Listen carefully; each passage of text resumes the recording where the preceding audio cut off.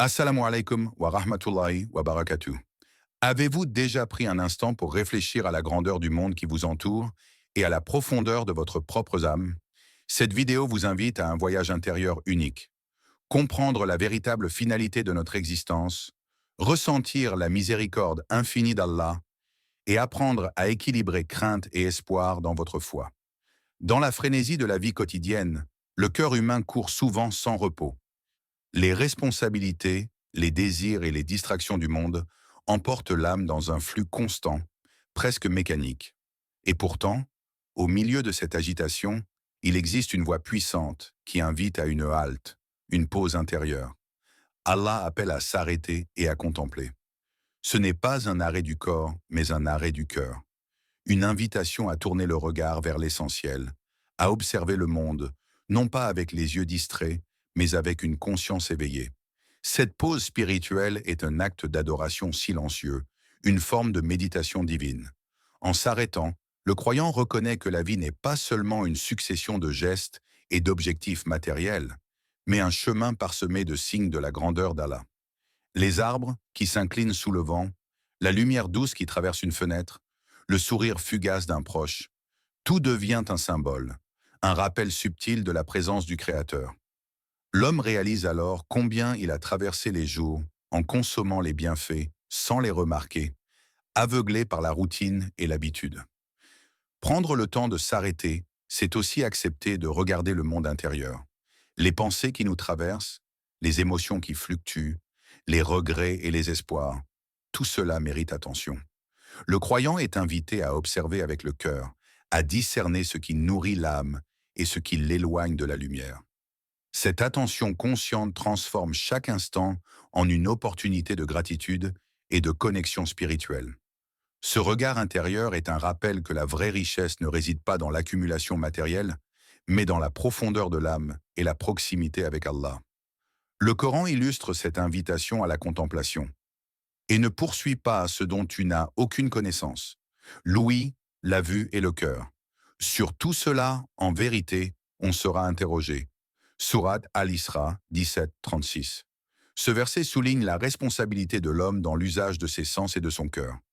S'arrêter et réfléchir devient une préparation à ce questionnement, une manière de rendre les expériences de la vie conscientes et bénéfiques. Chaque observation devient un acte d'adoration. Chaque instant vécu avec pleine conscience est un pas vers la reconnaissance du divin. Ainsi, cette pause n'est pas un signe de faiblesse ou d'inaction, mais une force. Elle permet de réévaluer le chemin parcouru, de mesurer les bienfaits reçus et de recentrer l'âme sur ce qui est véritablement essentiel. Le rythme du monde peut continuer à courir, mais le cœur du croyant, lui, s'aligne sur un tempo supérieur, celui de la gratitude, de la réflexion et de la présence divine. Chaque arrêt devient une lumière sur le chemin, une invitation à avancer avec un cœur pur et conscient, prêt à reconnaître chaque bénédiction et à progresser avec humilité et reconnaissance. S'arrêter pour réfléchir, c'est finalement répondre à l'appel d'Allah avec sincérité. C'est transformer un instant ordinaire en une expérience spirituelle extraordinaire. Et c'est commencer le voyage vers une vie où chaque souffle devient un témoignage de gratitude. La création tout entière est un livre ouvert, écrit par la main du Créateur, et chaque élément, du plus grand au plus petit, est un signe destiné à éveiller le cœur humain. Le ciel infini, parsemé d'étoiles qui scintillent dans la nuit, la mer qui danse avec ses vagues et sa profondeur mystérieuse, les montagnes majestueuses qui semblent toucher l'horizon, et même l'air que nous respirons. Tout cela est un cadeau. Et au cœur de cette grandeur, l'homme lui-même, façonné avec soin, doté de raison et d'émotion, est une merveille unique. Ces bénédictions ne sont pas là par hasard. Elles existent pour que l'âme attentive reconnaisse la générosité de son Créateur. Reconnaître ces dons va bien au-delà de la simple observation. C'est une responsabilité spirituelle. Chaque rayon de soleil sur la peau, chaque sourire échangé, chaque souffle pris sans effort conscient est un rappel silencieux que tout ce que nous possédons provient d'Allah. La gratitude ne se limite pas aux mots prononcés, elle se manifeste dans l'attitude, la conscience et les actions. Un cœur qui contemple la création avec émerveillement et respect développe naturellement une proximité avec Allah, car il comprend que chaque bienfait est une manifestation de son amour et de sa miséricorde. Il est facile pourtant de tomber dans l'habitude et l'indifférence. Les merveilles de la nature deviennent ordinaires, les dons reçus semblent acquis, et l'ingratitude s'installe subtilement, endurcissant le cœur. L'homme oublie alors que cette abondance n'est pas une norme, mais un privilège. Mais lorsque le croyant prend le temps de s'émerveiller, de contempler avec un cœur conscient et de remercier, il ouvre une porte invisible vers la proximité divine. La reconnaissance transforme les expériences ordinaires en moments spirituellement riches, et l'émerveillement devient une forme d'adoration silencieuse. Le Coran rappelle cette nécessité de gratitude, et si vous comptez les bienfaits d'Allah, vous ne pourriez pas les dénombrer. L'homme est certes très injuste, très ingrat. Sourate Ibrahim 14:34. Ce verset nous enseigne l'humilité et la vigilance. Aucun effort humain ne peut égaler l'étendue de la générosité divine. Reconnaître les bienfaits, même les plus simples, c'est répondre à cet appel. C'est s'éveiller à la vérité que tout autour de nous est un cadeau et que la gratitude est le chemin vers la paix intérieure. Chaque lever de soleil, chaque bruine légère, chaque éclat de lumière sur l'eau devient ainsi un rappel. Chaque respiration, chaque battement de cœur, chaque pensée consciente devient un moyen d'honorer celui qui donne sans jamais compter. La contemplation des bienfaits visibles transforme la vie. Elle purifie le regard, adoucit le cœur et fait naître un sentiment de reconnaissance sincère qui dépasse les mots. En fin de compte, reconnaître les bienfaits d'Allah, c'est s'ouvrir à la beauté de la création et à la grandeur du Créateur. C'est accepter que notre existence est entre ses mains et que chaque don mérite d'être honoré. C'est une invitation à vivre avec un cœur éveillé, attentif à chaque signe, et à laisser la gratitude guider nos actions, nos pensées et nos relations avec le monde et avec Allah. Le monde, avec toute sa beauté et ses attraits, peut sembler vaste et durable. Les palais étincelants, les paysages majestueux, les succès accumulés et les plaisirs qui séduisent les sens donnent l'impression d'une permanence. Pourtant, derrière cette apparence se cache une vérité inéluctable. Rien ici-bas n'est éternel. Tout ce que l'homme admire, convoite ou chérit est destiné à disparaître. Les biens s'évanouissent, les visages changent, et les instants que l'on croyait immuables se dissipent comme la rosée au soleil. Cette réalité peut surprendre, parfois même troubler, mais elle est avant tout un appel à l'éveil. Comprendre l'éphémérité du monde ne signifie pas le rejeter ou se détourner de ses bienfaits. Au contraire, il s'agit d'apprendre à regarder avec discernement, à savourer sans s'attacher. Le monde devient un terrain d'expérience, un lieu où chaque joie et chaque succès sont des moyens de croissance spirituelle, des opportunités de se rapprocher d'Allah. La beauté terrestre n'est pas interdite, mais elle est temporaire. Elle doit être appréciée avec conscience, sans que le cœur ne s'enchaîne à elle. Cette perspective crée un détachement sain, un amour mesuré pour ce qui est passager et un attachement profond à ce qui est éternel. Le Coran nous rappelle cette vérité fondamentale. Sachez que la vie d'ici-bas n'est que jeu et amusement, alors que l'au-delà est meilleur pour ceux qui craignent Allah. Sourate Al-An'am 6:32. Ce verset souligne que l'existence terrestre n'est qu'un passage, une étape préparatoire à quelque chose de beaucoup plus vaste et durable. Chaque expérience, chaque plaisir, chaque peine est un signal, une orientation vers ce qui est permanent, la vie éternelle et la proximité avec Allah. La conscience de cette finitude transforme notre regard, nous invitant à investir dans ce qui nourrit l'âme et à ne pas laisser notre cœur se perdre dans les illusions du monde. Cette compréhension de l'éphémérité apporte également une paix intérieure. Lorsqu'on réalise que la perte et le changement sont naturels, on apprend à accepter les épreuves et les départs avec sérénité. La finitude du monde n'est pas une menace mais un guide. Elle enseigne que les liens matériels, les possessions et même les succès doivent être tempérés par la sagesse et la gratitude. Le vrai trésor se trouve dans ce qui demeure après le passage du temps, dans la relation avec le Créateur et dans les actions sincères accomplies pour lui. Ainsi, le monde devient un miroir de l'éternité. Il est beau, séduisant et riche, mais il n'est qu'un fragment, un reflet des bénédictions ultimes qui attendent ceux qui choisissent de vivre avec conscience. Aimer le monde, oui, mais sans s'y perdre. Profitez de ces dons, mais en gardant les yeux fixés sur ce qui est véritablement durable. Cette prise de conscience est un éveil spirituel. Elle prépare le cœur à la gratitude, aiguise l'esprit à la sagesse et ouvre la voie à une vie où chaque action est orientée vers l'éternité et non vers ce qui s'éteint. Lorsque les illusions de ce monde s'effacent, que tout ce qui est matériel disparaît et que les plaisirs éphémères s'éteignent, le cœur se trouve face à sa véritable destination, Allah. Tout ce que l'homme possède, tout ce qu'il admire, tout ce qu'il considère comme important finira par disparaître. Les palais se délabreront, les richesses seront dispersées, et les souvenirs que nous croyons immortels s'effaceront lentement. Alors, ce qui restera, c'est la rencontre avec celui qui est éternel, celui dont la présence dépasse toute limite et dont la face illumine la réalité ultime. Cette perspective redéfinit le sens même de la vie. Le croyant comprend que les plaisirs du monde ne sont pas une fin en soi, mais des moyens, des tremplins pour orienter l'âme vers la satisfaction d'Allah.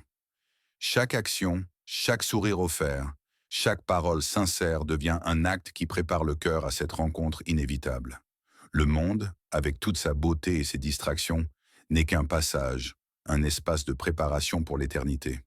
Le vrai trésor n'est pas ce que l'on peut accumuler ici-bas, mais la proximité du Créateur, la lumière de son agrément et la paix intérieure qu'il offre à ceux qui le recherchent avec sincérité.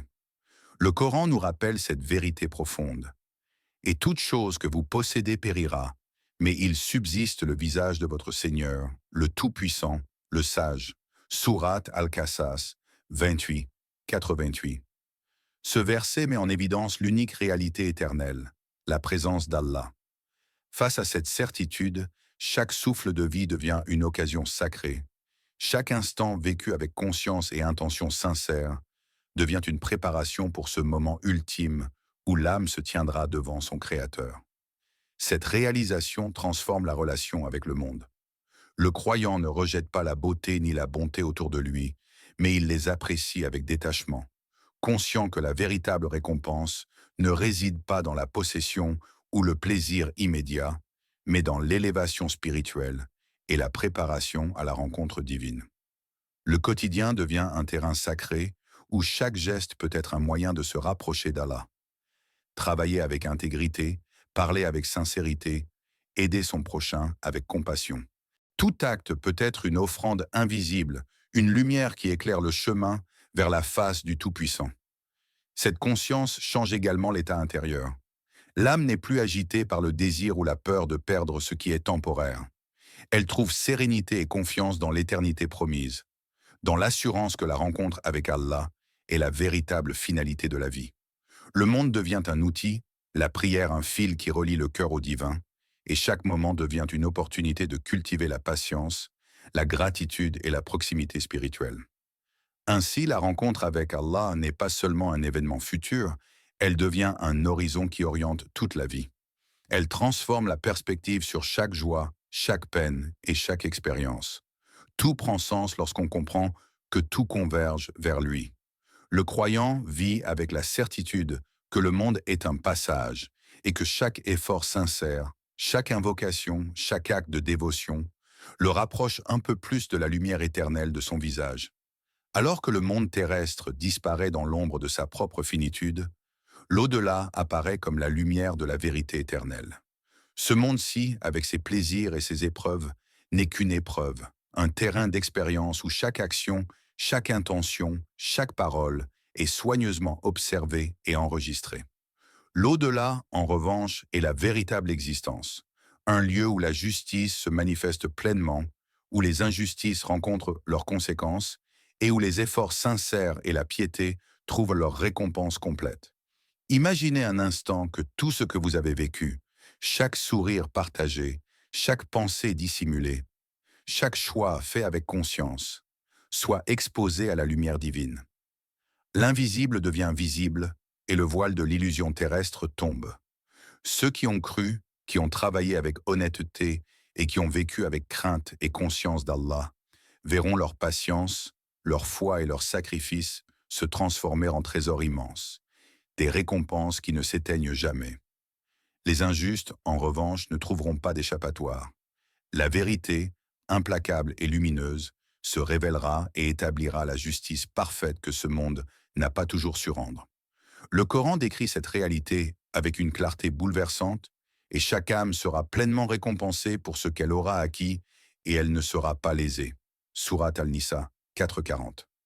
Ce verset rappelle que rien n'échappe à Allah, ni un mot, ni un geste, ni une intention sincère ou oubliée. La vie terrestre devient ainsi un laboratoire spirituel, et l'au-delà, le lieu où chaque effort prend toute sa signification.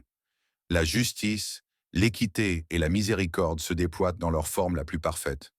Vivre avec cette conscience transforme radicalement l'attitude du croyant. Les actions ordinaires prennent un poids sacré. Aider un proche devient un acte de dévotion, sourire à quelqu'un devient une semence de bénédiction, et même les épreuves rencontrées deviennent des occasions de purification et de croissance spirituelle. La vie n'est plus un simple enchaînement d'événements matériels, mais un champ de responsabilité où chaque instant peut orienter le destin éternel de l'âme. Ce rappel de l'au-delà inspire également l'espoir. Même après des erreurs, des échecs ou des faiblesses, la miséricorde d'Allah demeure un refuge. Chaque repentance sincère, chaque effort renouvelé, chaque action dirigée vers lui est valorisée. Le croyant ne se laisse pas submerger par la peur ni par le désespoir, car il sait que l'au-delà offre un équilibre parfait.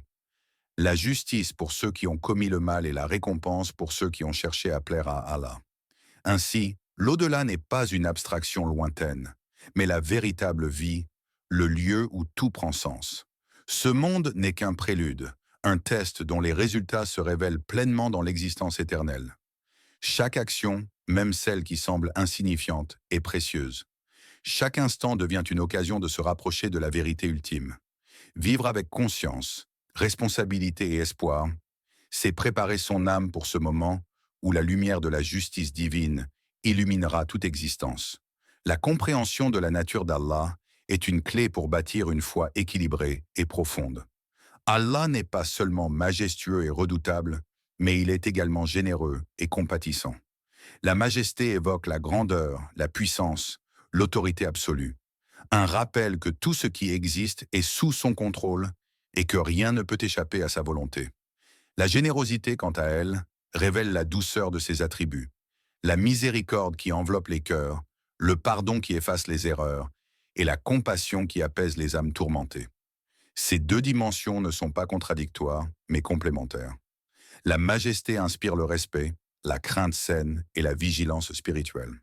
Elle pousse le croyant à ne pas sous-estimer la gravité de ses actes et à rester conscient que chaque pensée, chaque parole et chaque geste sont observés.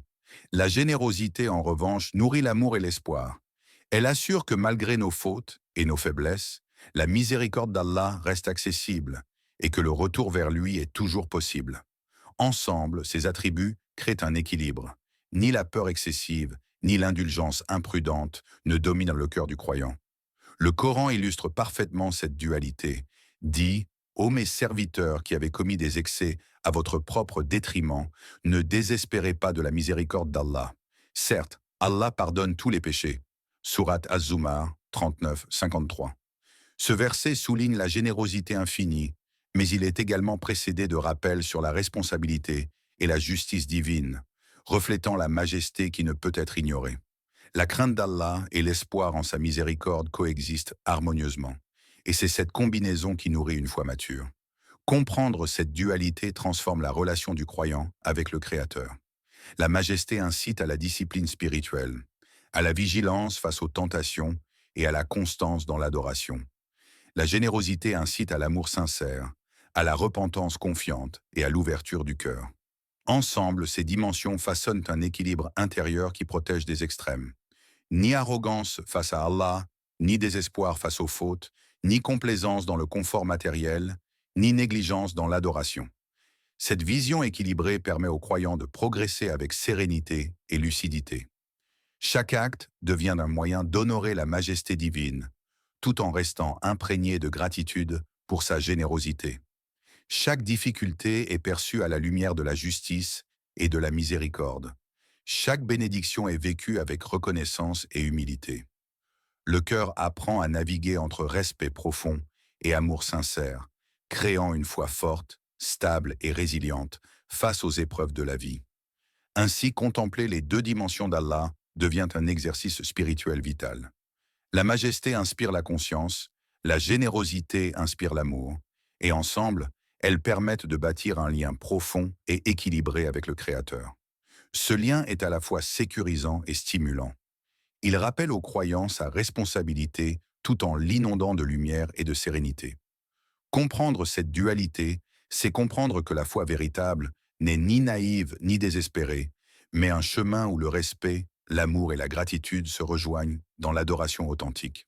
Dans le chemin spirituel, le cœur du croyant se trouve constamment partagé entre deux forces essentielles, la crainte d'Allah et l'espoir en sa miséricorde. La crainte n'est pas une peur panique ou paralysante, mais une vigilance intérieure, un rappel que chaque action, chaque pensée et chaque intention a un poids aux yeux du Créateur. Elle inspire la discipline, la prudence et le respect des limites imposées par la foi. Sans cette crainte, l'âme risque de se laisser séduire par l'illusion de la facilité, de tomber dans l'indifférence et de banaliser les bénédictions reçues. Cependant, la crainte seule peut être lourde, oppressante, et conduire au désespoir si elle n'est pas tempérée par l'espoir.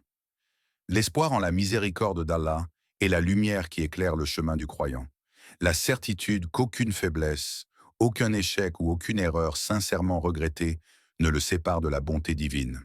Cet espoir nourrit le courage de persévérer, le désir de se repentir et la motivation de se rapprocher d'Allah avec confiance et amour. Trop d'espoir sans crainte, et le cœur peut s'endormir dans le confort, oubliant sa responsabilité et négligeant sa relation avec le Créateur. Trop de crainte sans espoir, et l'âme s'alourdit, se replie sur elle-même et perd le goût de l'action et de la foi.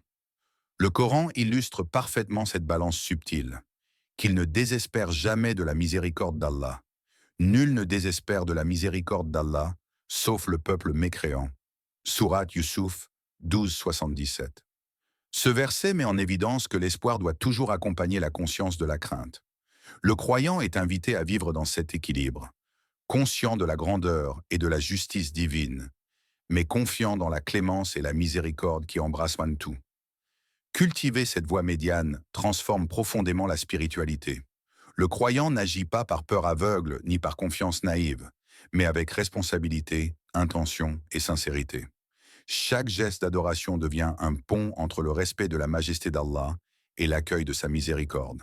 Chaque erreur est corrigée avec humilité, chaque réussite célébrée avec gratitude, et chaque moment vécu devient un moyen de progresser sur le chemin de l'équilibre intérieur. Ce juste milieu éloigne l'âme de deux extrêmes dangereux, la dureté, qui rigide le cœur et fige la relation avec le Créateur, et le laxisme, qui affaiblit la vigilance spirituelle et dilue la sincérité de l'adoration.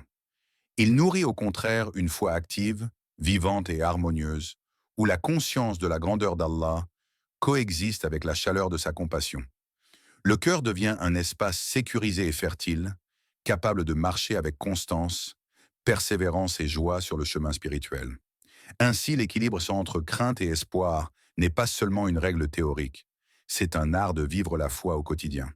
Il guide le croyant, éclaire ses décisions et colore chaque instant d'une conscience profonde.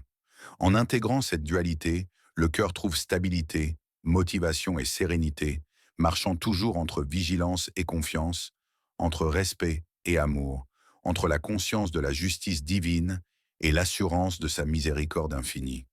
Au cœur de tout le message divin brille une vérité lumineuse. La miséricorde d'Allah dépasse tout, même sa colère. Cette miséricorde n'est pas limitée à certains, ni conditionnée à la perfection humaine. Elle englobe toute la création, touchant le cœur de l'homme dans ses moments de doute, ses instants de faiblesse et même ses erreurs sincèrement regrettées. Elle est la source de l'appel à l'islam, le fondement sur lequel repose toute relation entre l'âme humaine et le Créateur. L'enseignement fondé uniquement sur la peur ne rend pas justice à cette vérité. Il peut effrayer, aliéner et éloigner les cœurs de la lumière divine. La crainte seule, sans espoir ni compassion, crée un espace froid et rigide, où la foi devient un fardeau plutôt qu'un refuge. Mais la miséricorde divine ouvre des portes de lumière, invitant chacun à se rapprocher de Dieu avec confiance, humilité et sincérité. Elle montre que la spiritualité n'est pas une discipline punitive, mais une voie de guidance, de guérison et d'épanouissement intérieur. Le prophète, que la paix et le salut d'Allah soient sur lui, est l'incarnation vivante de cette miséricorde. Sa pédagogie était empreinte de patience, de douceur et d'accueil.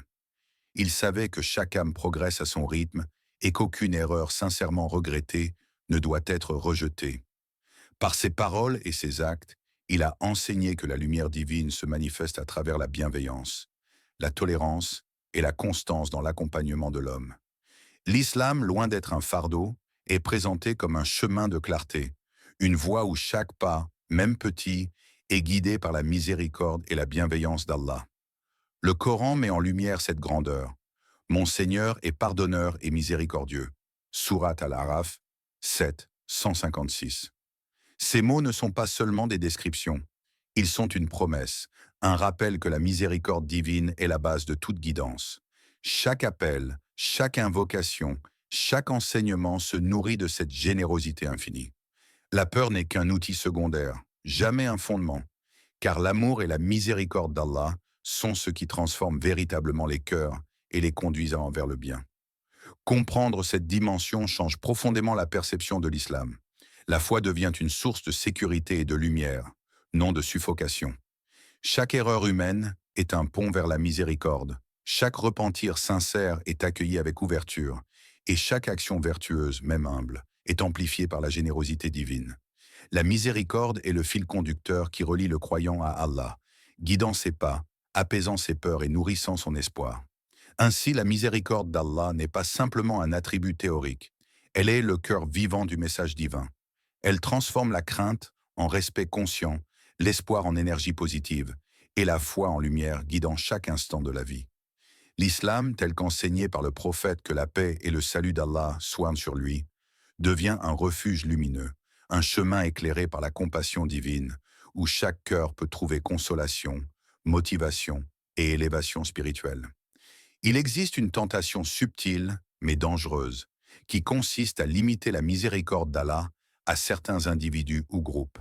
Certains pensent que la clémence divine est réservée à ceux qui correspondent à leur vision de la foi, que seuls ceux qui suivent leurs critères stricts sont dignes de pardon et de guidance.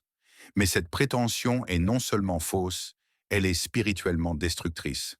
La miséricorde d'Allah est infinie et ne connaît ni frontières ni exclusions. Restreindre sa générosité revient à enfermer le vaste univers de la bonté divine dans de petites cases humaines, ce qui crée arrogance, rigidité et division. Ce type de jugement humain engendre dureté et fermeture du cœur. Les personnes sincères peuvent se sentir rejetées ou indignes, et même être éloignées de la lumière de l'islam par des interprétations limitées ou autoritaires. La foi authentique ne se mesure pas à la capacité de dicter qui mérite le salut, mais à la conscience humble que seul Allah est le juge ultime. L'homme n'est pas maître du destin d'autrui, et la prétention à restreindre la miséricorde divine est un acte d'orgueil spirituel qui s'éloigne de la voie de vérité et d'humilité enseignée par le prophète, que la paix et le salut d'Allah soient sur lui. Le Coran nous met en garde contre ce travers. Dit: ô mes serviteurs qui avez fait du tort à vos propres âmes, ne désespérez pas de la miséricorde d'Allah. Certes, Allah pardonne tous les péchés. Sourate Az-Zumar 39, 53. Ces paroles ne laissent aucune place à l'exclusion humaine. La miséricorde divine est absolue, et aucune limitation imposée par l'homme ne peut en diminuer la portée. Chaque cœur sincère, chaque âme qui se tourne vers Allah avec humilité est accueillie par sa clémence infinie, indépendamment des jugements humains. Restreindre la miséricorde d'Allah a également un effet corrosif sur la communauté.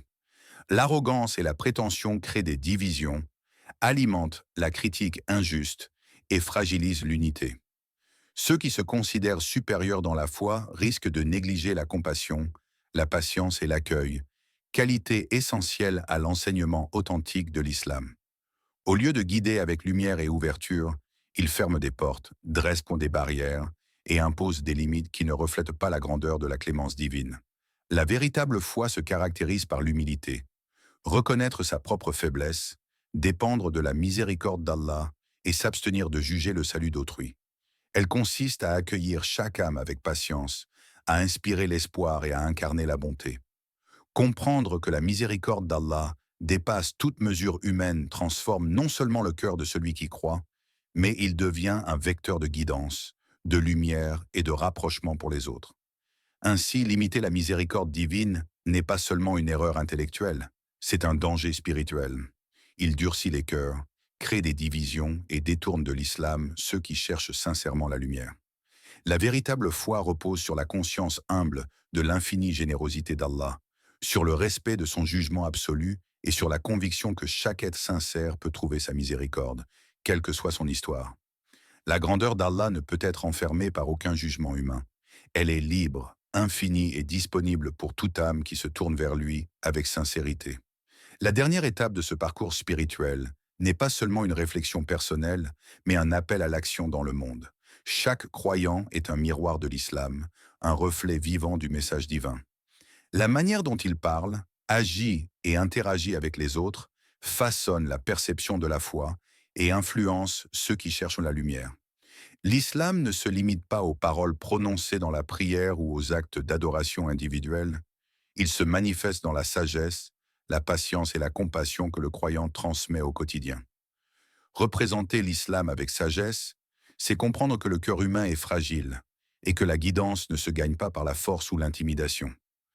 Un discours dur, un jugement rigide ou une approche étroite peut repousser ceux qui cherchent sincèrement le chemin de la foi. À l'inverse, un message équilibré, empreint de douceur, de clarté et de miséricorde, ouvre les cœurs, apaise les craintes et inspire le désir de se rapprocher d'Allah.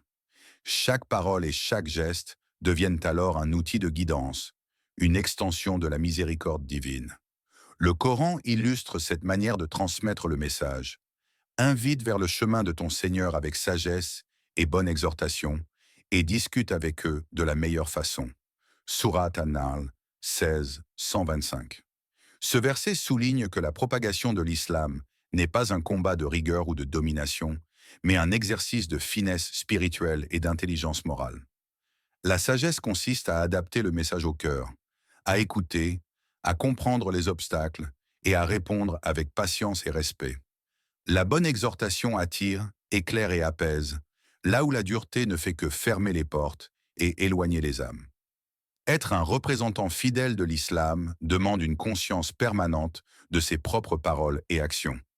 Chaque interaction, qu'elle soit avec un proche, un collègue ou un inconnu, est une opportunité de refléter la miséricorde d'Allah et l'enseignement du prophète que la paix et le salut d'Allah soient sur lui. Le croyant devient ainsi un pont entre le monde matériel et la guidance divine, un canal par lequel la lumière du Coran et la douceur du message prophétique peuvent toucher et transformer les cœurs. Cette responsabilité est à la fois un privilège et un devoir. Elle nous rappelle que la foi n'est pas seulement une affaire personnelle, mais une force vivante qui influence les autres. Transmettre l'islam avec intelligence et compassion, c'est préserver l'essence du message divin et respecter le chemin de chaque âme. C'est aussi un moyen de consolider l'unité, d'éviter les divisions et de créer un espace où le dialogue, la compréhension et l'amour pour la vérité peuvent prospérer. Ainsi, représenter l'islam avec sagesse devient un acte d'adoration. C'est incarner la miséricorde, la patience et la justice dans chaque mot et chaque geste, tout en restant fidèle à l'esprit du prophète, que la paix et le salut d'Allah soient en moi sur lui et à l'essence lumineuse du Coran. C'est un rappel que la foi véritable ne se limite pas à soi-même. Elle rayonne, elle inspire et elle transforme le monde lorsque l'on agit avec équilibre, clarté et bienveillance. Si tu veux, je peux maintenant assembler toutes les 10 sections, plus la conclusion en un script final cohérent, avec transition fluide et style varié pour créer un récit spirituel captivant et harmonieux. Alors que le cœur a cheminé à travers les enseignements et les rappels, il se tourne vers Allah avec humilité et aspiration. Ô Seigneur des mondes, ouvre nos cœurs à ta sagesse infinie, afin que chaque pensée, chaque décision et chaque action soient guidées par ta lumière. Enseigne-nous à reconnaître les bienfaits que tu nous offres à chaque instant, le souffle qui anime nos corps, la beauté de la création, la compagnie de nos proches et les épreuves qui nous purifient. Que nos âmes ne soient jamais aveuglées par l'ingratitude, mais qu'elles demeurent conscientes de ta générosité constante. Équilibre nos âmes entre crainte respectueuse et espoir sincère. Qu'aucune peur excessive ne nous paralyse, ni aucun excès d'espoir ne nous mène à la négligence. Fais que chaque souffle soit un rappel de ton autorité et de ta miséricorde. Que chaque pensée soit empreinte de vigilance et de confiance. Aide-nous à marcher sur la voie médiane, celle qui nourrit une foi active, responsable et sincère, éloignée des extrêmes qui durcissent le cœur ou affaiblissent la volonté. Remplis-nous de ta miséricorde, Seigneur, qui surpasse toute imagination humaine et enveloppe chaque créature. Ne permets pas que l'orgueil, la prétention ou la division se glissent dans nos cœurs. Enseigne-nous à représenter ton message avec sagesse, douceur et intelligence, à être des témoins fidèles de l'islam sur cette terre et à transmettre la lumière du Coran et la guidance du prophète. Que la paix et le salut d'Allah soient là sur lui avec clarté et compassion. Que notre foi ne soit pas seulement personnelle, mais rayonnante, capable d'inspirer et d'apaiser ceux qui cherchent la vérité. Le Coran nous rappelle la puissance de cette orientation spirituelle. Ô vous qui croyez, craignez Allah et soyez avec les véridiques. Surat At-Tawbah 9, 119. Que cette crainte consciente nous guide dans chaque pas, tout en laissant l'espoir et la miséricorde illuminer notre chemin. Que notre relation avec toi ne soit ni froide ni rigide, mais un équilibre parfait entre respect profond, amour sincère et gratitude constante. Éloigne-nous de la dureté du cœur, Seigneur, de l'orgueil, du jugement hâtif et de la prétention au salut exclusif. Fais que nos intentions restent pures, que nos actions reflètent ta miséricorde et que nos paroles soient des instruments de lumière. Aide-nous à vivre avec conscience dans ce monde éphémère, tout en orientant notre cœur vers la véritable demeure, auprès de toi, là où la justice, la paix et la miséricorde règnent pleinement. Accorde-nous ta proximité dans l'au-delà, Seigneur, et permets que notre vie ici-bas soit un chemin de préparation sincère pour cette rencontre ultime.